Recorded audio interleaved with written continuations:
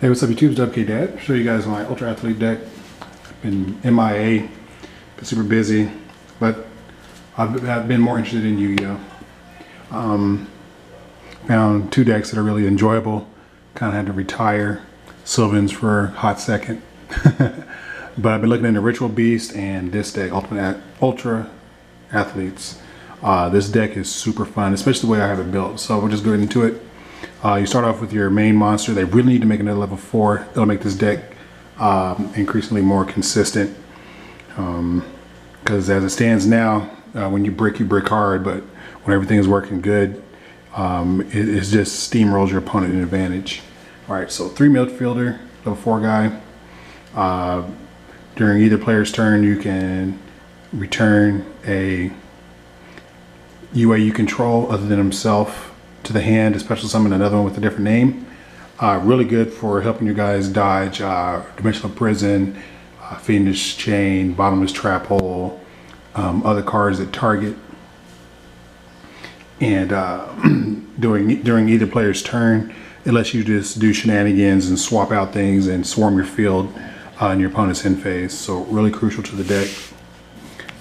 Next, you have the Perfect Ace. He's kind of like Herald Perfection during your opponent's turn, once per turn.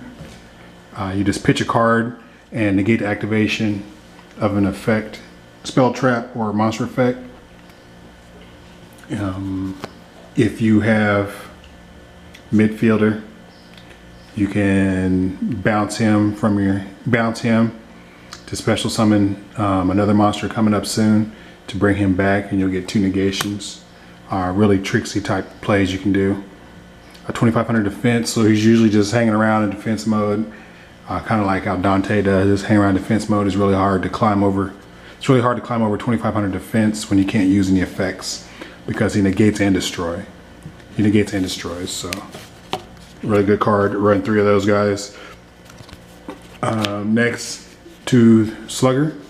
Slugger has an Armades-like effect, so when he attacks, your opponent can't activate any response. So no destroy by battle effects. So let's say you run over a Dante some kind of way. None of the effect, whether he has none of the cards attached to him will activate, except maybe the Scarm. But other than that, like if he has a Farfa or if he has any other Burning Abyss monsters, they won't trigger, because his effect is, like I said, just like Armades. Really good for running over Shadalls, running over Winda. You won't be able to get Winda, won't be able to retrieve the spell, the fusion spell. If you make his attack big enough, you can run over a Construct. Construct's effect won't trigger her effect that blows up a monster, or her effect that retrieves a spell. So, like I said, really good. Next, this is like one of the main combo pieces, Rebounder. When he's normal summon or special summon during your opponent's turn, you can special summon a UA from your hand or graveyard. So he's almost like a Wolf Bark or Riding Captain in that sense. I'll show you some shenanigans you can do with him in a little bit. But he's nice, 2200 attack, and all these guys, their attacks get boosted up really easily, so they might seem like they have really subpar attack stats. Their attack, there's all kind of ways to manipulate their attacks. So usually he's sitting at 27 to 3200 attack. Next, the one-ofs. One Blockbacker. Once per turn, you can, when your opponent special summons a monster or monsters, you can negate their effects, and if you do, they all go to defense. Really helpful against Necros, playing a Necros player, and he used one of the ritual spells that lets him send, I think it's Mirror or Kaleidoscope, and he sent the five head dragon, whatever dude, and brought out a bunch of dudes. I'm like, they're all negated and they all go to defense mode because of Blockbacker. And he had to click on it and read it again. He's like, oh shit. And it pretty much ended his turn there. Usually people won't run into that, but just having him there alongside Perfect Ace, again, when your opponent can't use effects, it's really hard to climb over these really hard defenses. So you usually have to wait a turn, and that's usually all you need to overcome them the next turn. Playmaker, he's mainly just for another name, because you can only special summon each one of them from your hand once per turn. So, so like I say, he's just another name. He has the largest base attack at 2600. His effect is irrelevant, but he lets you decrease his attack by 800 to pump another guy by 800. I never use that effect. Again, he's just for beat sticking and just another name. And then finally, Dunker. I would like to play 2 Dunkers, but again, I want the different name. His effect is when he does battle damage, he gets to destroy a card on the field. So if he runs over a monster, does damage, then you can blow up another monster. He has piercing, so if you run over a defensive position monster, not only do you kill the opponent's monster, but you can either hit another one of their cards, another one of their like their spell of traps that didn't activate, or another monster on the field, and you know, you get a nice plus advantage that way. And the final monster we run is Yugioh. You might be asking why Yugioh. It'll become apparent here in a little bit. Next up are the spells. Probably the second most important spell in the deck, UA Stadium. It's kind of like Blackwing Whirlwind. So when the UA is special normal summon, you get to search your deck for any UA. Once per turn, when a UA is special summon, all the UAs you currently control gain 500. You only get the attack boost once. The search effect is multiple times, and with some cards I'm running, you can usually trigger that multiple times in a turn and get some massive advantage. Next up, the most important card in the deck, Signing Deal. It's kind of like a slow emergency teleport for the deck, or even a Hero Lives. Instead of paying half your life points, you special summon the monster, then you take damage, or I'm sorry, you lose life points. You don't take damage, you lose life points 300 times the amount of stars the monster has. So if I was to bring out Playmaker to do some beat sticking, I would take, he's level 8, I would take 2400, I would lose 2400 life points. However, the monster's effect is negated and can't be used for synchro or exceeds material. That's usually mitigated by the fact that you can just tag out, you know, bounce one to your hand, summon it, and then bounce that one back, especially some of the one that was negated, you know, to easily mitigate that. Next up, OTK card. This card allows you to basically OTK your opponent over a monster. The battle damage done with this card is doubled, so it boosts your guys up by 1,000. They kill a monster in battle, they get to attack again, and it's pretty freaking powerful. The card ends games. And the reason I run Yugioh, triple reasoning. I run level 4. I run levels 4 through 8, so I have a good chance of hitting just about anything. Usually your opponent will call 4. If they've seen what your deck can do, they'll call 5, and even then you're still not hurt because you have all those other different levels to run. And if you have a feeling your opponent's going to call 5, you can always thin your deck of your 5s and then play your reasoning, so then you won't hit it. And so that's why Yugioh's in there. He's a 6. I'm only playing 2 Reinforcement of the Army because I only have 2 cards to search it out. I only have 2 cards that they can search. On top of that, Signing Deal, Stadium, and Reasoning can all hit it. So I just felt that the third one could let me use the space on something else a bit more useful.